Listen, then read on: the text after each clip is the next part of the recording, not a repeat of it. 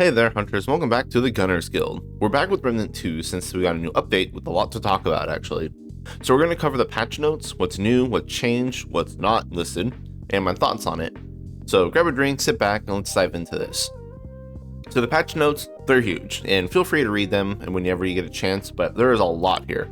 Not a ton of it actually matters to me too much, but there are still a huge amount of fixes and quality of life changes here, so I'm going to highlight the biggest things for me. But again, I do highly recommend you look them over yourselves. First up, we have the Halloween event. For one, I can't believe we're actually getting a Halloween event in Remnant. That just seems kind of crazy.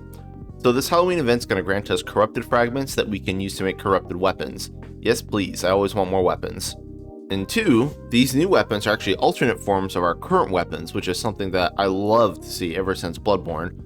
Hopefully we can get some boss weapons without mod slots or something like that, but just slightly different stats of our pre-existing weapons. Hopefully it's cool, hopefully we get more of these in the future.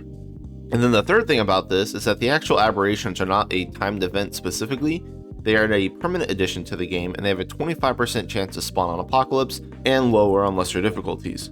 But during this event, they're going to be a 100% chance to spawn, so there is no fear of missing out. This is a permanent game addition, just number tweaks during the event. So it's going to take some while to do this just outside the event. So I've only seen one aberration in 4 hours of playing yesterday.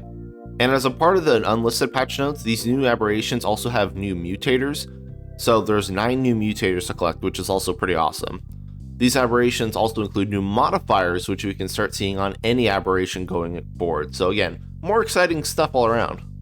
Next, we have more huge wins. Evade detection for clients has been improved. I'm not going to say it's fixed until I play it thoroughly, but anything is an improvement is going to be huge. Remnant has always had this issue since the first game, where the enemy's hits needed to be dodged early if you were the guest to a host in co-op, as the hitboxes are desynced, or maybe it turns out the player evade wasn't working properly.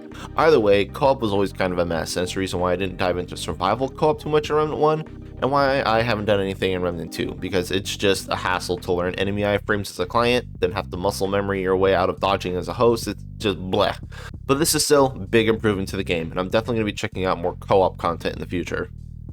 Next, we have Loadouts. This has been a feature that's actually been requested for a long time, way back in Remnant 1, even when we had 1/10 of the items that we do now in Remnant 2. So we are, of course, very excited to see this implemented, as this is another big win for Remnant 2. I am a little bit worried though from a build perspective, because now there's no reason to make builds that can do both map clearing and bossing very well, as we'll be able to freely swap between these builds at checkpoints, it seems. So we can have entirely different setups for different situations, and we no longer have to cover all our bases with a build. You can just hyper focus on AoE and trash clear, and then swap immediately to a boss setup, or you can just even make someone that can run really fast to just run through zones. Especially since it does traits as well, and now we can just have one button to go from mapping to bossing. So yeah, I really don't know how that's going to look for builds in the future, but we're going to see. The next big thing is the armor rebalance, which we've known is coming. The devs have been very vocal about that on the Remnant Discord.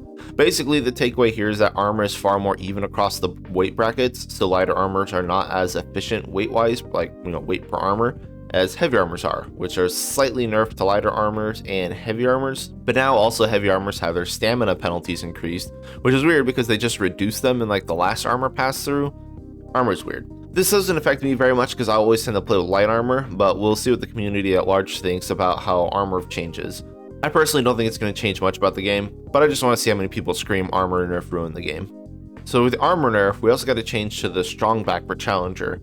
Now, instead of reduced encumbrance, it now increases our weight bracket. So your medium can be up to 65 weight instead of 50, and your light weight can be up to 40 instead of 25, which is way more interesting in my opinion. I like that. Then we have a huge list of defensive trinkets that got buffed to compensate for the very slight armor nerf and nerf to Brightsteel Ring. Now, I'm not going to talk about all of these, I just want to point out some of the interesting ones. Bisected Ring having incoming damage penalty reduced from 25% to 15% is awesome for melee builds. Blessed Ring buff should also let Relic and Bulwark sustain be super easy, so you can just build around that. Ring of Deflection having a 35% chance to convert all damage to gray health is still pretty RNG, but that's damn near reliable RNG, so Medic's gonna love that one. Seal of the Empress might as well have no stamina penalty since it's 5 now, so that's a bunch of flat HP.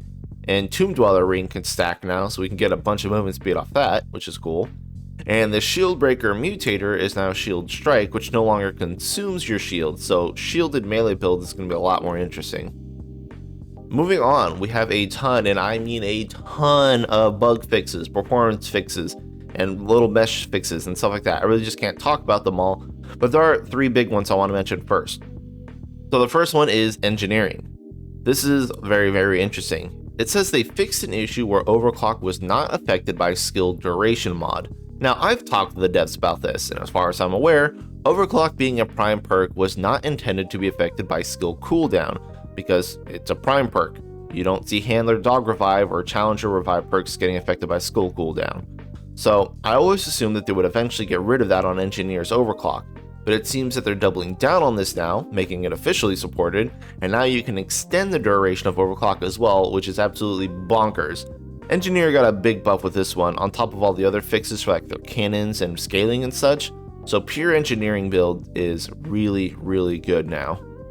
And then the last bug that I want to hammer down on is that finally we got Stone of Malevolence and Farron Sigil bugs.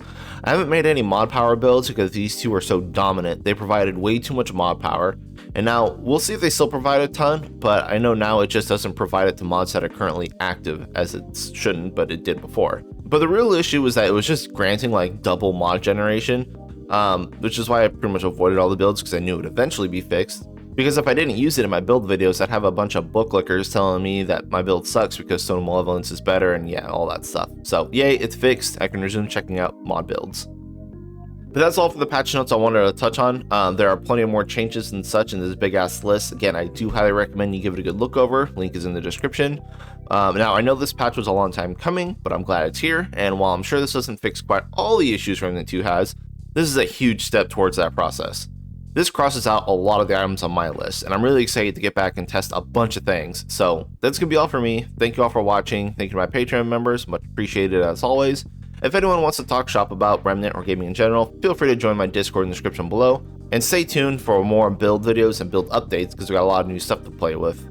But thanks, and good luck out there, hunters.